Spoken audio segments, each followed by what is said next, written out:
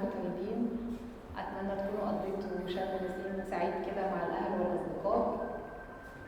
طبعا وحشتوني جدا، ما تقابلناش من قبل رمضان، أجازة طويلة، وإن شاء الله نرجع لفعاليات المنتدى المتميزة والمتنوعة اللي حقيقي بقى أصبح هو الوجه دلوقتي لأي حد بيحب الثقافة والأدب والفنون، مش بس في مدينتي، في المناطق المحيطة بينا كمان، بقيادة الأستاذ زياد الشاذلي طبعا والفريق المعاون له. الحقيقة دايما بيقدموا لنا كل ما هو جديد ممتع ومفيد.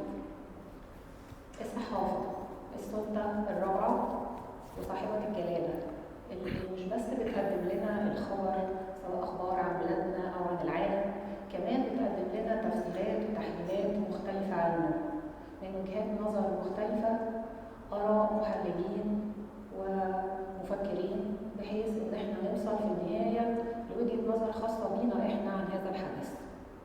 بيسموها مهنة البحث عن المتاعب. لسه كنت بتكلم مع أستاذ شاعر في ده، يمكن لأن الصحفي في طريق بحثه عن الخبر وتفاصيله وإزاي هيقدمه بيواجه صعوبات، لكن اللي بيحب المهنة فعلا وبياخدها بشغف مش بيلاقي إن دي صعوبات على قد ما هي تحديات، يحاول يتخطاها ويطلع الموضوع بأفضل شكل ممكن. مصر طبعا رائدة في المنطقة في الصحافة من أول جريدة ظهرت، وهي جريدة الوقائع المصرية عام 1828 أيام محمد علي باشا الكبير، حوالي 200 سنة لحد دلوقتي. الصحافة سواء الخاصة أو المملوكة للدولة بعد كده شكلت شيء أساسي في وجدان المصريين وفي تصورهم وفي أفكارهم، وحقيقي مش ببالغ لو هقول إن هي كمان أثرت على الرأي العام في الشارع العربي في حوادث وقضايا كبرى.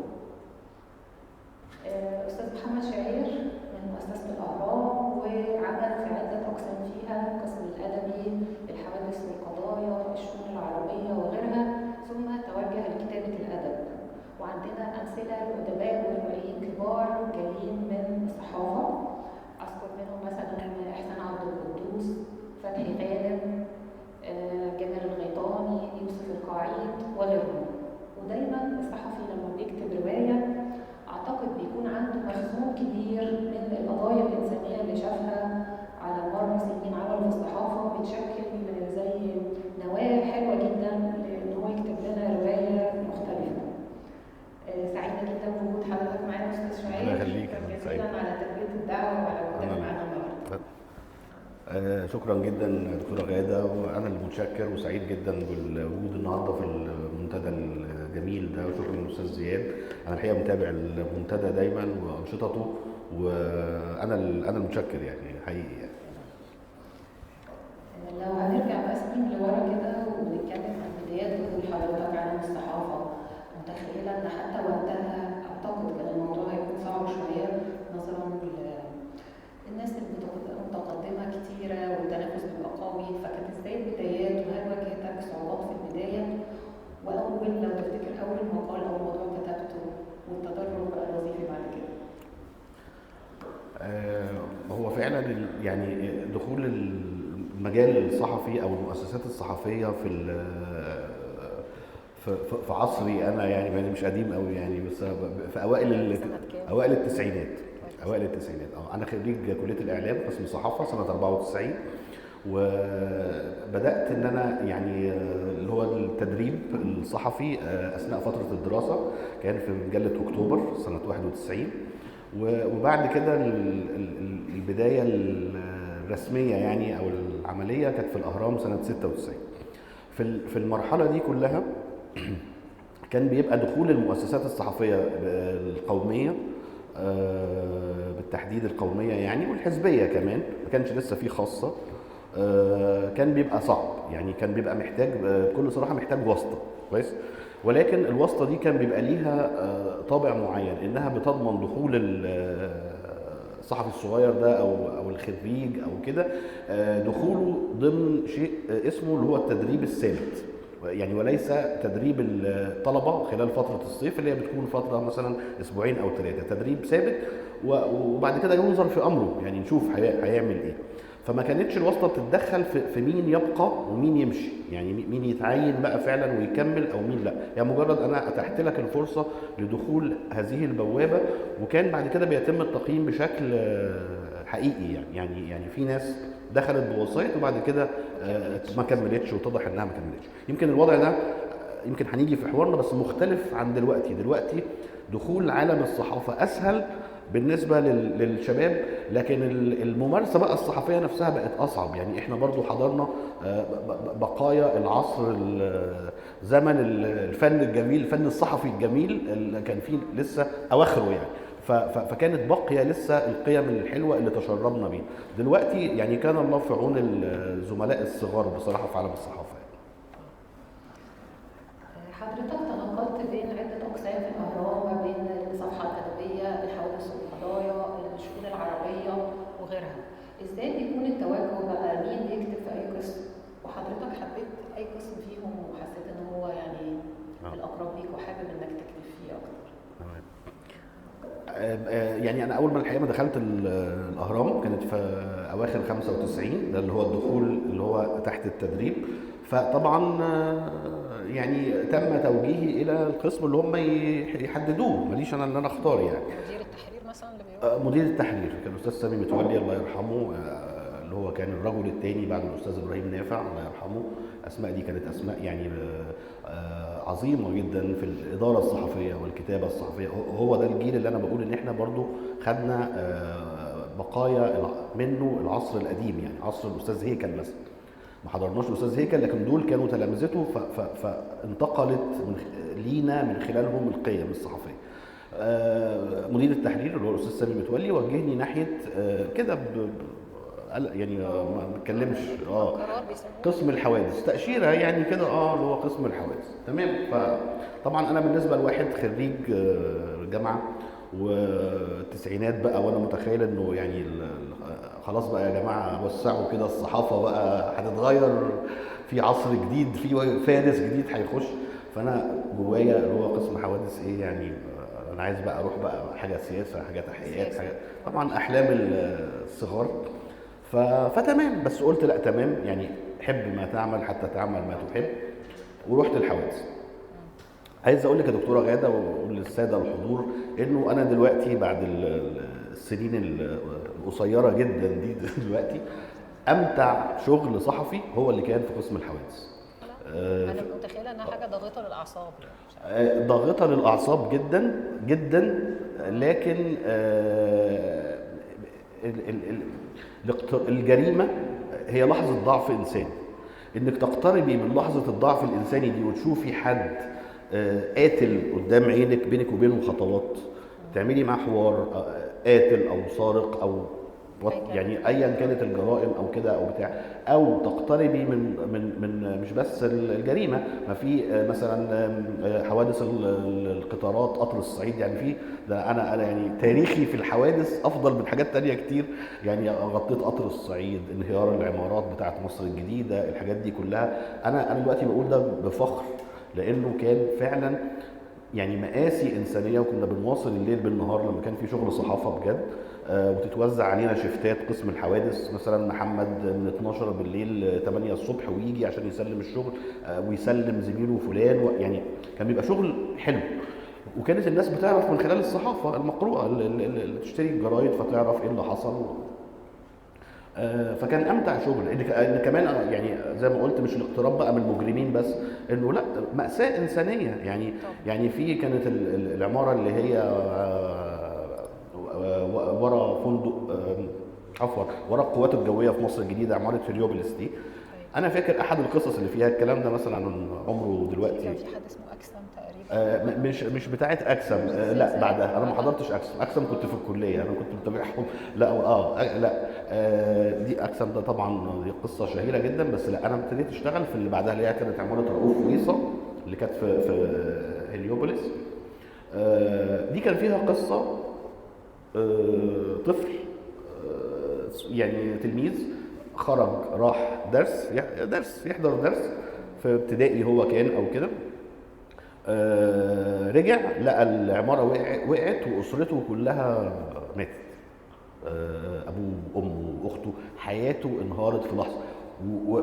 واحنا واقفين بقى بنغطي والدفاع المدني وكده، فاحنا شايفين انه في حد راجل ماشي جاي واخد الطفل ده بيبص اللي هو ده مخلص الدرس وراجع. شوفي بقى نظرات عينيه عامله ازاي، وهذا الطفل والحياه وكده. فده ما بحكي لك موقف من عشرات. قطر الصعيد والدخول للمشرحه والجثث المتفحمه، الحاجات دي كلها مؤلمه جدا طبعا، لكن بتثري التجربه الانسانيه والبشريه والكتابه وحاجات كتير. فالحوادث امتع شيء. السياسه، انا اشتغلت سياسه، شؤون سياسيه عربيه مهمه جدا، لان السياسه مؤثره جدا في حياتنا بالذات في المنطقه العربيه. وطبعا القسم الادبي المتعه ان انا اشتغلت تحت قياده الشاعر الكبير والانسان الجميل استاذ بهاء جاهين. فكل حاجه كان ليها جمالها، بس انا بقول لك انه الحوادث كانت اكتر ما افادني حبيتها يعني جدا. وعايز اقول لك حاجه، استاذ هيكل الكاتب السياسي العظيم بدايته كانت حوادث. انا مش بشبه ولا حاجه، دي من المفارقات بالظبط. وبيقال ان هو بعد ما بقى رئيس تحرير الاهرام وهيكل، يعني محمد حسنين هيكل، كان احيانا بيشتاق لصحافه الحوادث. فمره حصل تقريبا حاجه، يعني غرق مركب في النيل او حاجه زي كده، فنزل هو بنفسه كده واشتغل محرر حوادث، واخد الورقه والقلم وبتاع، وفريق قسم الحوادث اشتغل لوحده عادي جدا، بس هو لا عايز يمارس الحوادث تاني. بالظبط. هي صراحة وجهة غير متوقعة. أنا تصورت حضرتك هتقولي قسم أدبي باعتبار إنك كتبت روايات بعد كده، بس فعلا ممكن زي ما حضرتك بتقول الحوادث والاقتراب من النفس البشرية في أضعف حالاتها ده بيكون ملهم برضه. أكيد. جدا جدا. طب لو هنتكلم عن مدارس الصحافة العالمية، وطبعا مصر كانت مواكبة ليها دايما، في مدارس اللي هو يقول لك المانشيت اللي يشد الخبر اللي يجذب الانتباه، في لا المدرسة التقليدية اللي بتحافظ على الشكل النمطي الكلاسيكي القديم، وأكيد في غيرها. أي المدارس دي حضرتك شايفة إن هي مناسبة لمصر وللقارئ المصري وحضرتك تحب إنك تتناولها يعني؟ تمام. هقول بس تعليق صغير على قصه التاثير في الادب. هو مش الشغل في الصحافه الادبيه هو اللي بيسري الادب، ده بالعكس، ده شغل الحوادث، ده شغل التحقيقات الميدانيه اللي على الارض، الاقتراب من معاناه الناس، هو ده اللي بيسري الادب. انما طبعا الوسط او الصحافه الادبيه بتعرف الواحد مثلا اهم القضايا الثقافيه وغيره، ومدارس النقد والكلام ده مهمه جدا، بس مش هي اللي بتصنع الكاتب يعني. مدارس الصحافه الحقيقه هو الانسب دلوقتي للصحافه الورقيه اللي هي شبه ما بقتش موجوده فعليا. الانسب هو مدرسه الراي، مدرسه انه بمعنى ايه، انه الجورنال يطلع تاني يوم مش بيقول اعلن المسؤول الفلاني او صرح او اضاف او الكلام ده. ما احنا الكلام ده كله احنا عرفناه قبلها ب 24 ساعه من خلال المواقع، وبعد كده شفنا تعليقات عليه على السوشيال ميديا، وبعد كده البرامج التوك شو بالليل حللته. فانا لما اجي انزل كصحيفه ورقيه تاني يوم اقول اعلن، ابقى انا قديم جدا جدا، مفيش جديد خالص. وللاسف ده لسه بيحصل بس شويه يعني في محاولات لتطويره يعني على استحياء. بره في الصحافه الاجنبيه حلوا قصه الصحافه الورقيه دي خالص، يعني من خلال حلول مختلفه برضو. يعني في صحف اجنبيه قررت انها توقف تماما النسخه الورقيه وتوجه اتجاهها للاونلاين بس. والفئه دي مش كتيره على فكره.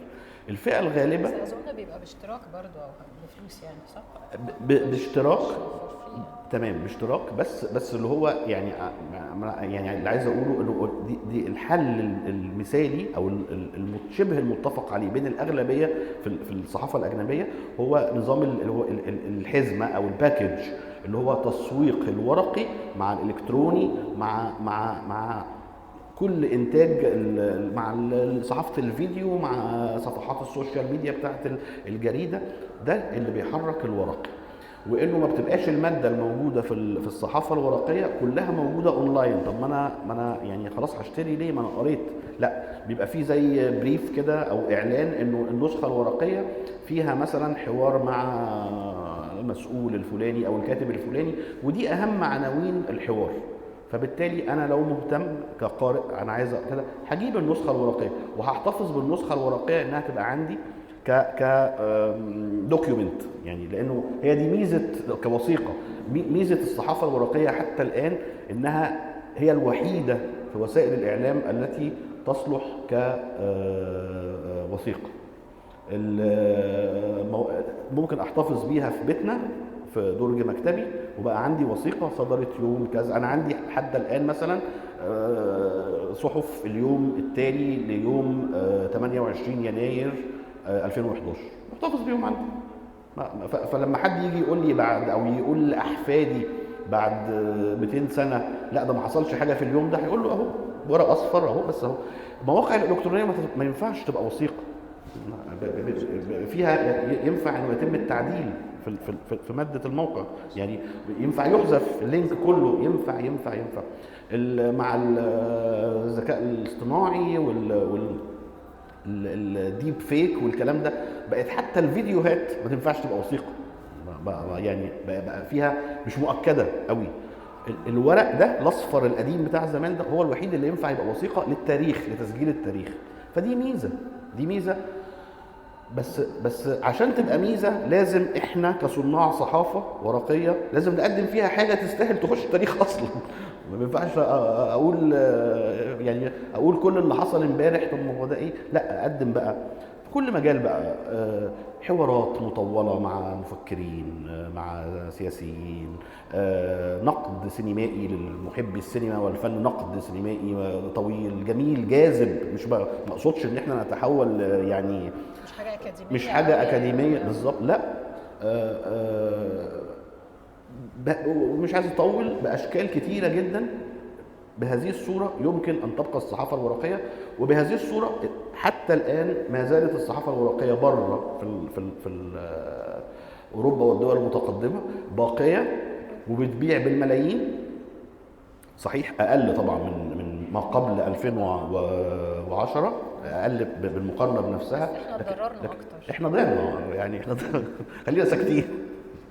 هو للاسف زي ما حضرتك بتقول اعتقد توزيع الجرايد الورقيه قل جدا جدا. يعني انا فاكره والدي كان هو من عشاق الاهرام، انا مهما اجيب انا مثلا مصري اليوم والشروق وكده احاول اديها له وهو الاهرام يعني يعمل اشتراك سنوي. وانا فاكره كان حد يجي بالعجله كده يحدفها لنا في البلكونه ويقعد يقراها من الجده للجده يعني زي ما بيقولوا. وعلى ذكر حضرتك بيقول نحتفظ بحاجات، ده كان بيحصل فعلا. انا فاكره كويس الكاتب الكبير طبعا يوسف زيدان كان له سلسله رائعه في الاهرام عن الرعامسه رمسيس من الاول بقى لحد يعني الاخير، فانا كنت بقطعها وبشيلها. بابا قبل كده كان بيشيل المسلسلات اللي كانت بتنزل قصص لنجيب محفوظ كشتمور وغيرها اللي بيقصها ومحتفظ بيها، فده موجود، هي وثيقه فعلا. صحيح. طبعا دلوقتي وسط المواقع الالكترونيه الكتيره جدا زي ما حضرتك بتقولي هو لازم يقدم شيء مميز بالظبط، والا يعني هنروح له ليه يعني. بالظبط. طيب احنا لو هنتكلم بقى عن اعمده الصحافه المصريه سواء اللي حضرتك عاصرتهم او اللي قريت لهم طبعا زمان، لو هنتكلم عن محمد التبعي، مصطفى امين، الجيل اللي بعد كده استاذ هيكل، استاذ سلماوي، واللي حضرتك عاصرتهم، مين منهم حضرتك شايف ان هو يعني كان ملهم وكان زي اب روحي ليك واتعلمت منه اكتر وحابب مدرسته اكتر؟ يعني طبعا في يعني يمكن كنا لسه بنتكلم يا دكتوره العصر ده كله عصر فيه اساتذه كتير قوي قوي قوي، يعني يمكن احنا حاليا بنفتقد لده. بس يمكن انا بحب قوي بميل قوي لمدرسه احمد بهاء الدين الله يرحمه. وراجل يعني جاد جدا، عنده ضمير جدا، مش يعني موضوعي، مش منحاز لا يمين ولا يسار ولا تبع تيار، بيقول ما يرضي ضميره كده وخلاص. يعني مش ممكن نختلف مع بعض مقاله لكن صادق، هي يعني لقيت الكلمه صادق مع نفسه، بيقول ما يرضي ضميره. ويمكن ده ان هو يعني ما كانش محسوب على تيار، فيمكن ده اللي انا بعد يعني خلاه من وجهه نظري برضو لم يأخذ ما يستحق هذا الرجل. يعني طبعا أستاذ كبير جدا والكل عارف قدره، لكن لا يعني يمكن كان يستحق ان هو يبقى حاجة كبيرة جدا، لانه هو نموذج للكاتب يعني الكاتب الصحفي المفكر، اللي هو لما تقري له لا يعني مش مقالة كده وتعدي، يعني يخلي الواحد يستوقفك تفكر فيه. بالظبط. فيعني وطبعا اسماء بقى كتيره جدا، الكل الواحد استفاد منه، يعني كل واحد ليه حاجه من مختلف الاتجاهات والتيارات. وده اللي الواحد بيطالب بيه دايما، انه الواحد لما بيكون في مثلا طبيعي ان كل واحد فينا يبقى ليه وجهه نظر وليه انحياز وليه ميل ناحيه مسار معين او طريقه معينه في الحياه. انا بنصحه انه لا، اقرا في الاتجاه التاني، اقرا للعقلاء في الاتجاه التاني، ما تقراش للمتطرفين في الاتجاه التاني فانت تقوم ايه تتحيز اكتر لموقفك. لا بالعكس، اقرا للعقلاء هناك، هتلاقي رايك وخليك على رايك، بس يعني هتلاقيه ان هو ايه رايك اصبح يا اما اكثر رصانه يا اما تهز شويه فابتديت تفكر في حته منه، يعني حاجات كده. يعني احمد بهاء الدين كان بيعمل كده، يعني كان بيدعو بدون ما يقصد القارئ بتاعه انه هو دايما يفكر طب في الموقف السياسي الفلاني صحيح كان ايه الصح، ده ولا ده ولا ده، لا تفكري بيحط نسبه شك في بتحط نسبه شك بالظبط يعني. ومن الصحافه حضرتك توجهت الى الادب قبل طبعا الكتابه الادبيه، كان في بعض الكتب النوعيه يمكن محتواها معتمد برضه على ارشيف الصحافه وعلى خبرتك فيه، لكن التوجه بقى للادب وفي روايتين اخرهم اللي هنتكلم عنها النهارده طبعا مصنع السكر. الصحفي لما بيكتب ادب، وخلينا نتكلم حضرتك بصفه شخصيه، هل دي كانت تروما قديمه ملحه عندك لانك في الاساس قارئ يعني للادب ومحب له، ولا فكره الحت عليك وحابب ان انت تطرحها في شكل روايه؟ تمام. والحقيقه الموضوع ده شائك جدا وبيحرك جوايا كده اوجاع كتير. انا الحقيقه يعني بعتبر نفسي ان انا اتاخرت في كتابه الادب 15 سنه بسبب الخوف من انه يطلع ادب زي ما بيتقال بالنسبه يعني لبعض الصحفيين، انه الصحفي لما بيجي يكتب ادب بيكون ادب سطحي، وبيكون اللي هو ايه انتوا يعني صحفيين انتوا بيبقى عندكم شويه قصص كده في الكواليس، الحاجات الحقيقيه اللي انتوا شفتوها في حياتكم والمسؤولين والحياه والبتاع وكده، عايزين تقولوها بس مش قادرين، فبتطلعوها قال يعني خيال وبتاع، فبتطلع حاجه سطحيه جدا مش عميقه وبتاع.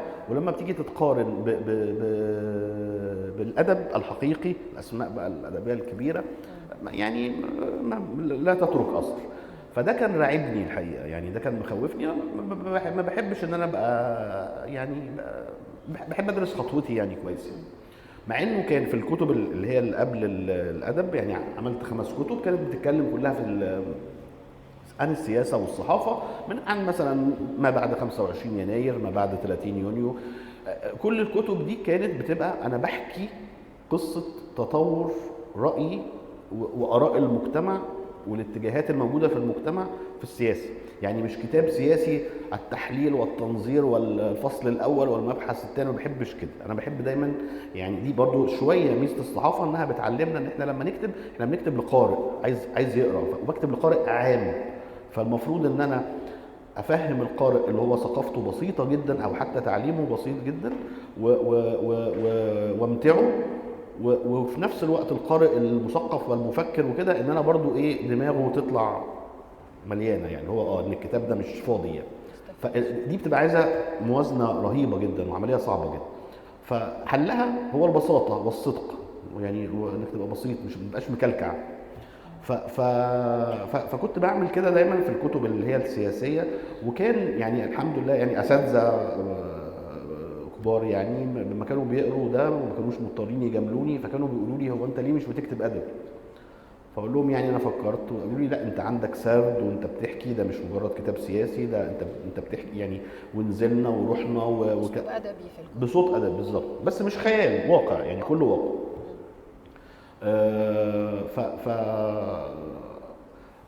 اخيرا يعني ابتديت ان انا اجرب العب مع نفسي كده، اتغلب على مخاوفي وابقى مش عارف اذا كانت تجربه يعني هتنجح ولا ما تنجحش ولا كده. فعملت اللي هي روايه الخطه 51. دي كانت سنه 2019. بتتكلم عن ايه بقى؟ عفوا 2021. لان انا استغلت فتره اللي هو الكورونا والحظر والكلام ده كله، فاحنا قاعدين في البيوت، فقلت انا هشتغل فيها وخلاص، تطلع اي حاجه، تطلع كتاب فاشل، تطلع اي حاجه. فكانت روايه يعني طلعت عملتها كعمل ادبي، وكانت مستنده، هي بتدور في عالم كره القدم. وكانت مستندة في الأساس يعني تجربتي مع كأب صحفي مع ابنه الشاب الصغير اللي هو حلمه يلعب كرة قدم، وبيلعب في الناشئين في مراكز الشباب، وحلمه ان هو يلتحق بنادي كبير. ده كان استنادا إلى أساس واقعي، اللي هو انا وحازم ابني، اللي هو حازم موجود النهارده في اخر القاعه هناك يعني، وكده. فايه دخولي من خلاله الى عالم مسابقات الناشئين وكرة القدم والحاجات دي كلها خلاني اللي هو في حصيله، انت بتشوفي حاجات غريبه جدا غير اللي احنا بنشوفها على الشاشات في الكوره بالنسبه للناس اللي بتحب الكوره. ما وراء الكواليس بقى. ما وراء الكواليس بالظبط. فاخدت ده ودخلته بقى في خيال، وليه ارتباط بالسياسه والصحافه و كده، وعملت اللي هي الروايه دي. والحمد لله يعني كان ليها رد فعل كويس. هنتكلم بقى عن الرواية الثانية، وهي رواية مصنع السكر، صادرة عن دار غراب 2022. الرواية أحداثها ما بين مصر وسوريا في الفترة بعد 2011. الوضع المضطرب جدا اللي كان في البلدين من خلال شخصية رجل مصري هو رسام بأغلفة الروايات، بيتعرف على فتاة سورية بتعمل في مجال الثقافة في سوريا عن طريق الإنترنت. هتنشأ بينهم صداقة، هتتطور إلى حب، وهتتطور العلاقة بعد كده. ومن خلال حكي الشخصيتين الرئيسيتين بنتعرف على مشاكل نفسية موجودة في حياتهم، وعلى ما حدث في سوريا من فظائع على مدى هذه السنوات. أنا لما قريت الرواية قريتها من شهور الحقيقة. أنا تصورت إن حضرتك كنت مراسل صحفي في سوريا، كنت عشت هناك فترة، لأن اللي مكتوب عن سوريا هنا وكأنه يعني بحث قوي جدا، يعني مكتوب أسماء البلدان، أسماء القرى، المعارك اللي حصلت، أسماء الشخصيات، أسماء الشوارع والبيوت، غير طبعا بقى العادات والتقاليد وما إلى ذلك. وفي طبعا واقعة حقيقية حضرتك هنا حطيتها في الرواية ومغلفة بطريقة ما. فالبحث الجامد قوي عن سوريا ده نتيجة إيه بقى وانبسطوا بإيه؟ شكرا طبعا لرأيك يا دكتورة غادة، وانت لما كتبتي عنها قبل شهور فعلا كتبتي كتابة جميلة، بشكرك يعني. هو يعني كان الأساس برضو، البذرة الأساسية بتاعت العمل ده كان هو العمل الصحفي.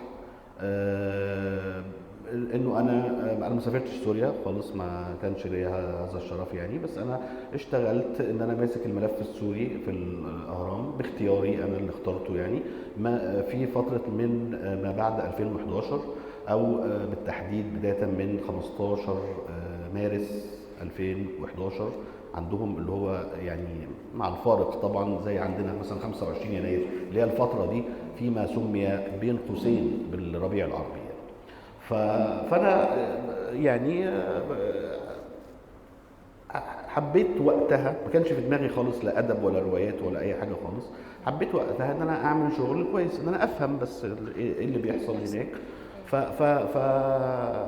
الحقيقه تواصلت مع اغلب الناس والسياسيين والمعارضين والناس اللي منتشره في يعني في شتى بقاع الدنيا، وناس جوه سوريا وناس ميدانيين والمحاربين وكده، وعرفت الطرفين يعني النظام والمعارضه والكلام ده كله، وعرفت البشر العاديين لحد ما يعني سبت القسم الشؤون العربيه تقريبا في 2014، بس فضلت سوريا في دماغي، لان دايما الحقيقه كنت بسميها انها مأساة العصر، وانه احنا اذا كنا بنقول انه احيانا كده بقى العناوين الصحفيه الحرب العالميه الثالثه متى ستقع، هو الحقيقه كانت الحرب العالميه الثالثه دايره في سوريا بالفعل بشكل عملي، لكن بدون ما يتبروز العنوان ده، لكن هي فعلا كانت كل قوى الارض او القوى الكبرى بالظبط موجوده جوه، وفي التباس كبير في المفاهيم يعني في سوريا، اللي هو محدش عارف بالتحديد اللي حصل ده ثوره ولا مؤامره ولا الاثنين مع بعض. يعني فحبيت ان انا افهم من محصله كل الرغي اللي انا برغيه ده، انه انا لقيت انه الطرف الاساسي الخاسر في سوريا هو الانسان المواطن العادي، خسر حياته فمات، او خسر حياته او ضاع معيشيه اللي هو سوريا بكل اسف. وانا بقول يعني ما سوريا عادت الى ما يشبه العصور الوسطى في وضعها المعيشي. بعد سنوات يعني كان وان انا بقى كنت اتجهت للادب بالخطه 51، فحسيت ان انا عندي ما يحكى كثيرا جدا عن سوريا، فعملت الخلطه دي يعني الحدوته دي، وعشان تبقى جاذبه برضو للقارئ المصري والقارئ العادي اللي هو مش بيحب السياسه. على فكره هي مش روايه سياسيه خالص يعني. فيها قصة حب وفيها المهنة بتاعته في الصحافة والكتاب بالظبط. يعني هي فيها قصة حب جميلة، فيها الشغل بتاع هذا الشخص اللي هو زياد في الصحافة وفي الكتابة وفي تصميم الأغلفة والمؤامرات أو المشاكل اللي بتقابله في هذا الوسط زي أي وسط تاني الحقيقة. فهي فيها أبعاد مختلفة. بس أنا اتكلمت مع حضرتك وقتها بعد ما قرأت الرواية، أنا عايز أعرف برضو الحد الفاصل بين الحقيقة والخيال، لأن في أجزاء هي تكون حقيقية تماما. يعني لما حضرتك بتتكلم مثلا عن الضابط قيصر اللي ساب النظام انشق عنه وكان مهرب بعض الصور وحاجات من الداخل السوري، لما بتتكلم عن مصنع السكر ده واللي حصل فيه ده شيء بشع. يعني أنا أتمنى إن يكون ما حصلش المكتوب في الرواية ده، اللي شهيد خالد الأسعد، كل هذه الوقائع إيه بقى؟ تمام. ما هو صحيح، هو الحدود الفاصله بين الواقع والخيال هي القصه، الحدوته نفسها حدوته خياليه. يعني انا عايز اتكلم عن سوريا وعن مصر برضو على فكره، ما البطل مصري، فاحنا بنتكلم عن الخطين متوازيين اللي هو عن البلدين في 10 سنين من 2011 ل 2021، لان هي احداث الروايه كلها بتدور او اغلبها بتدور في 2021. ف كنا بنقول ايه؟ الضابط مثلا قيصر الواقع والخيال بالظبط. الحدوته نفسها والابطال الشخصيات خياليه طبعا، لكن ما هم بيتماسوا مع احداث معينه بتحصل، دي احداث حقيقيه دي موجوده. قانون قيصر والضابط اللي انشق والكلام ده حقيقي. كمان عايز اقول لك انه اغلب ما ذكر في الروايه من احداث معيشيه بقى، الاحداث اللي هي اللي بيلاقيها المواطن العادي، ثمن ربطه الخبز اللي بقى كان من كام بقى كام، بيسموها اللي هي انبوبه البوتاجاز عندنا اللي هي جره الكيروسين عندهم كانت كام بقت كام، ده كلامهم، ده حقيقي يعني ان هم بقوا يتدفوا بالحطب في الشتاء، وشتاء سوريا قارس جدا، ده حقيقي. فدي احداث حقيقيه يعني لكن الحبكه بقى نفسها كلها الحدوته ده طبعا خيال. الاحداث الحدث الرئيسي اللي هو بتاع حدث مصنع السكر، مش عايزين نحرقه لو حد عايز يقرا. شيء مؤلم جدا، ويمكن اللي هيقرا هو ذكر، هو مذكور في التاريخ، يعني ذكر ان في كلام حواليه، وصارت وكان في فضائيات اتكلمت عنه، ما جرى في مصنع السكر، ما جرى في مصنع السكر. طب هل جرى ولا ما جراش؟ نقرا بقى الروايه. يعني الروايه بتسيب الباب مفتوح لتحليل القارئ في ضوء الاقاويل والاحداث اللي بيقولها الابطال. منهم بطل صحفي، مش ده البطل الاساسي، البطل الرئيسي اللي هو زياد ده رسام اغلفه بيحب واحده سوريه والكلام ده كله، وبيبتدي من خلالها يتعرف على العالم بتاع سوريا ده. وبعدين بيستعين بقى باصدقائه اللي مثلا اللي صحفي اللي مثقف اللي مش عارف ايه اللي الكلام ده كله عشان يفهم، فبيبتدي يفهم حاجات وبنشوف بقى القصه رايحه فين. طبعا هي الكتابة الصحفية بتتميز بالجمل الخبرية القصيرة، لكن الكتابة الأدبية طبعا فيها وصف وفيها تعبيرات مختلفة تماما. وأنا فوجئت صراحة بأسلوب حضرتك الشاعري قوي حقيقي يعني. وفي مقاطع بقى كمان من أغاني فيروز طول الرواية، البطل بيحب يسمع فيروز وكاتب مقاطع من أغانيها، فأنا كنت مبسوطة جدا بالمقاطع دي. فيروز طبعا أكيد حضراتكم كتير بيحبوها، يعني بالنسبة لي أعظم مطربة وحصلت في التاريخ. هقرا لحضراتكم جزء من الاسلوب الشاعري الجميل لاستاذ محمد. هكذا انا دوما، هكذا يجري مسار النهر في حياتي، يظل يراوغ مجراه في سبيل الحلم، يضيق حوضه ويتسع، تنخفض سرعته وترتفع، لكنه يواصل المسير، وما ان يكاد يصل حتى يراوغه الحلم فيتعثر وينطق، يقف ويجف، كأنني نهر صاعد إلى السماء، مهما يمتلك من قوة ويرتفع لا يلبث أن يعود فيسقط من عليه، متناثرا مشتتا مفتتا، فلا ينفع الناس ولا يمكث في الأرض، بل يحفر فيها، يسكن باطنها، يزوي داخلها، أو يبقى مساره فوقها لحظات ثم تزور الرياح. هكذا أنا دوما. أقرب ما يكون إلى شعر نثري. حضرتك ملكت بقى كتابة الأدب بهذه التعبيرات الأقرب إلى الشعرية دي من قراءاتك كقارئ، ولا يعني أعتقد بعض الكتاب بيقولوا بياخدوا مثلا ورش كتابة أو كده، بس ممكن حضرتك تكون مش محتاجها يعني هذا الأسلوب الأدبي البديع جميل. يعني ربنا يخليك يا دكتورة، والله ما يعني متشكر بخصوص اللي عاجبك الكلام. يعني ما طبعا هي دايما فعلا الكتابة الصحفية بتوصف أو بيطلب مننا إنها تكون بجمل قصيرة مباشرة واضحة، ما فيهاش التعبيرات اللي هي الأدبية التي بتحمل معاني، لأن أنت إما بتنقلي خبر أو بتقدمي تحليل لحاجة أو كده أو كده. فهي الصحافة بتفيدنا بإن إحنا يعني زي كده إن أنا اكون قربت من الملف السوري او قربت من ملف الحوادث والقضايا الجريمه او بتاع، لكن لما اجي انقل ده او استفيد من ده في مجال الادب لازم يبقى باسلوب الادب وبلغته وبادواته وكده. يعني ممكن ده خفف شويه من حده صعوبه الاسلوب الشاعري ده، برضو يكون خفف شويه من حده الاحداث ومن قسوه الاحداث المكتوبه. يعني ممكن اتمنى بس هو بيبقى يعني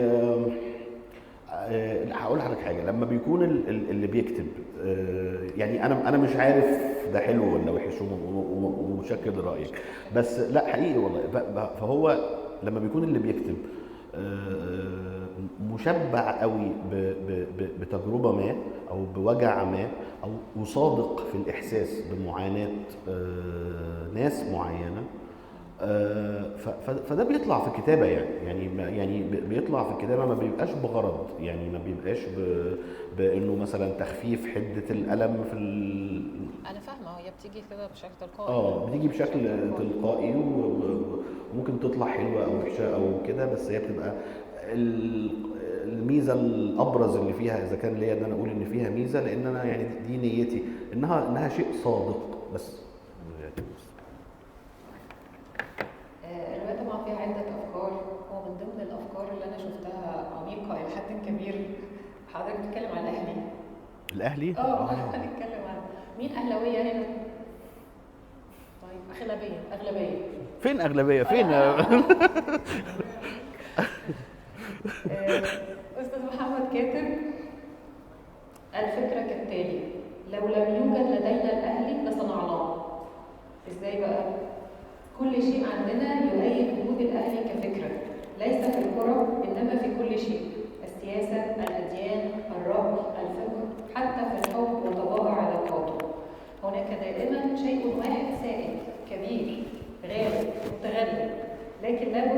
يكون جواه شيء آخر يبدو منافسا لكنه حتما أظهر. لابد بأي شكل، بالحق أو بالباطل، بالظلم أو العدل، الفساد أو العمل، لابد بالتأييد والالتفاف وصناعة الحلم.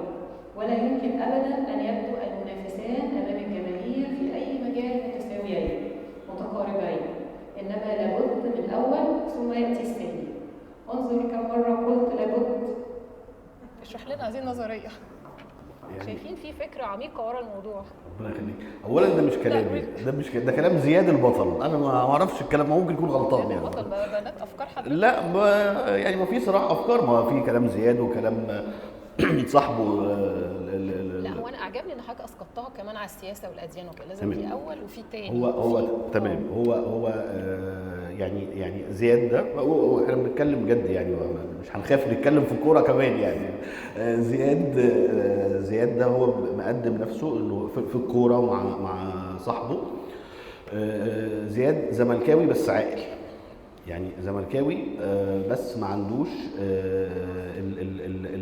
المرض الزملكاوي الشهير انه المظلوميه. في مقابل معلش عشان في مقابل المرض الاهلاوي الشهير اللي هو الغرور، وانا وحدي. ده عنده مرض وده عنده مرض. الاهلي مش مريض خالص. طيب ماشي. المهم نادي القرن يا جماعه. مفيش. تمام. فده انا بتكلم عن الجمهور. الجمهور يعني كطبع. ده رايي انا الشخصي. راي زياد اللي هو بيوصف نفسه في المناقشات دي مع صاحبه اللي هي بتبقى ليها اهداف يعني. انه زملكاوي عاقل، يعني زملكاوي فاللي هو شايف، هو زملكاوي وبيحب فريقه بس شايف عيوبه وبيعترف بيها وكده، وبيفلسف المسألة أكتر في إنه يعني الفقرة دي ده كلامه إنه هو مش بيقول إنه هو يعني إنه الأهلي إنه لازم يكون عندنا شيء واحد. إنه هو يعني لو حضرتك أنا بس معيش نظارة القراية دلوقتي إن هو إنه يعني بالحق أو بالظلم. هو ممكن يكون الأول فعلا، كثيرا ما يكون هو الأفضل بالحق، وأحيانا تانية بصناعة الحلم حتة كده يعني. رأيه كزملكاوي شايف انه هو عاقل يعني، فاهمين ازاي؟ وده مرتبط عندنا في منطقتنا العربيه كلها. احنا منطقتنا العربيه مش بتحب يا جماعه الديمقراطيه ولا حاجه. احنا بنقعد نقول ده في الندوات بس للاسف احنا بنقعد نقول كده. الجماهير عايزه شيء واحد يريحها، الاهلي، الرئيس، الحزب الحاكم، الرأي السائد في الفقه الديني. تيجي تقولي له بس في رأي تاني يقول لك لا ده انت هتكفر يا جماعه، انتوا بتقولوا ايه؟ طب الرأي التاني ده اللي بيتقال ده موجود في الفقه القديم بس هم ما نقلوه لناش، الشيوخ ما قدمته لناش، فافتكرنا انه الدين هو الرأي ده بس، وما عداه ليس من الدين. فاحنا في منطقتنا العربيه كلها بنحب الوان سايد جيم ده. كده شيء مريح. ربنا يوفق الاهلي يعني. يا رب ان شاء الله دايما موفق للاهلي يا رب. حضرتك اخترت هنا في الروايه انك تكتبها بروايه اصوات. ورد بتتكلم وزياد بيتكلم عن نفسه، وده طبعا خلانا اكتر ندخل في عقليتهم ونعرف اكتر عنهم. لكن هل شايف ان انت لو كنت كتبتها بالراوي العليم كانتش هتوصل للقارئ بنفس هذا الشكل؟ يعني هو طبعا اسلوب او تقنيه الراوي العليم اللي هو بيحكي القصه بصوته، هو بيحكي عن كل الشخصيات. دي هي التقنيه الاكثر انتشارا من فتره والاسهل على فكره. بس الحقيقه انا حبيت في الروايه دي اكتر ان كل واحد يتكلم عن نفسه. ورد الفتاة السورية المحبوبة تتكلم عن نفسها، تعرض مأساتها بإحساسها هي. زياد بعد كده في مرحلة متأخرة بتظهر الزوجة. زياد ليه زوجة على فكرة، البيه اللي راح يحب واحدة سورية ليه زوجة، وبعد كده بتظهر الزوجة بيبقى ليها صوت، علياء. وعايز اقول انه صوت علياء الجمال ده الزوجه كان من اكتر الاصوات، رغم ان مساحتها في الروايه مش كبيره، بس كان من اكتر المساحات او الفصول اللي تعبتني جدا جدا. ليه بقى؟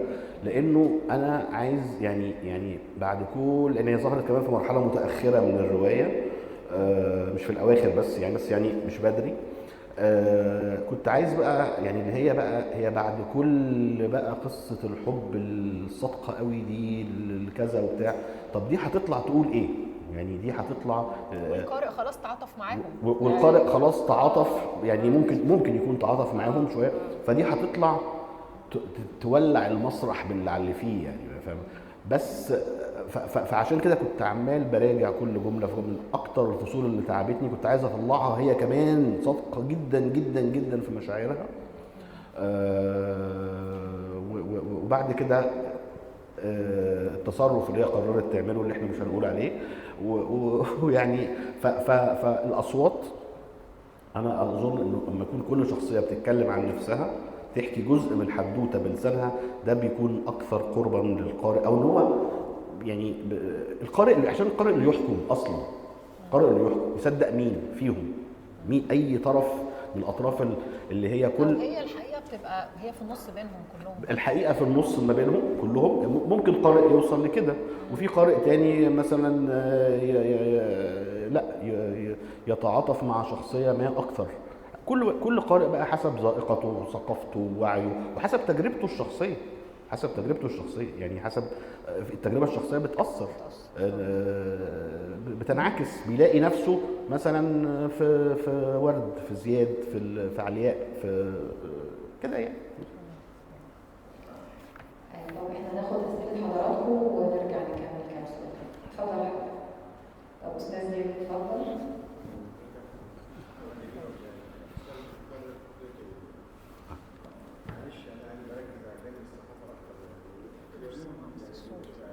الصوت هتجيب له المايك. طب ثواني اجيب حاجه المايك بس. هجيب المايك. ايه ثانيه واحده. مش سامعين.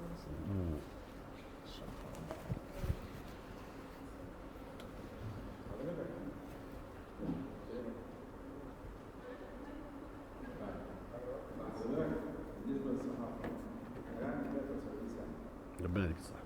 عشت يعني من اول يعني عصرت الاستاذ جيكا كاتب يعني صغير، بس انا عندي ثلاث نماذج في الصحافه. الصحافه بدات مع شهر سمير دكتور احمد قوتها وعندي النموذج الاستاذ مصطفى امين وعلي حبيب والصحافه بدات في مصر، وصحافه جريده الجمهوريه وكانت وليه. بالنسبه للاهرام لا لو حضرتك بس تعلي صوت سنه يعني تمام. بالنسبه للاهرام انا يعني كنت في السويس وما جيت سنه 67، والحقيقه وانا في ثانيه اعدادي كنت بتابع مرحله بصراحه عشان اعرف حاجه يمكن، لان هنا في علاقه كانت مباشره ما بين الصحافه وما بين الدوله. في النموذج الاستاذ جيكا انا شفت ده بنفسي، لان رحت وانا عندي 19 سنه ايام سفر الطلبه لاسطنبول، وكان المركز الثقافي هناك اللي على القران، وكل دول الجريده الوحيده اللي كانت موجوده هناك كانت جريده الاهرام، عشان سنين انها تمثل مصر، تمثل زي عبد الناصر، وكانوا الجاليه العربيه بالذات بتاع يعني المغرب العربي كان متواجد هناك، السفر كله يجمع من الدنيا. علاقه الصحافه بالدوله زي الموزمبيق، زي النموذج موسى صبري، زي النموذج ابراهيم نافع، الوقت الحالي ده ما عادش بنفس القوه. في دافع بحاول ان انا اذكره فيه. كان في كليه الاعلام جامعه القاهره، جامعه الاستاذ جميل فتحي، انتشرت اقسام الاعلام وكليات الاعلام من اسوان الكلام. هل هذا مصلحه دور خط الصحفيين في التدريب؟ هل المناهج التي تدرس في كليات الاعلام هي الملائمه تخريج اعلامي شاطر في الصحافه بالذات؟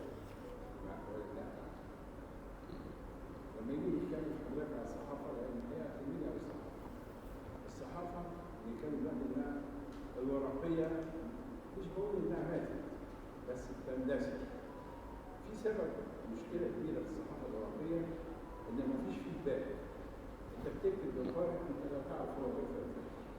ده بتتعود في الاونلاين لما تبقى الصحافه موجوده سايت على كذا.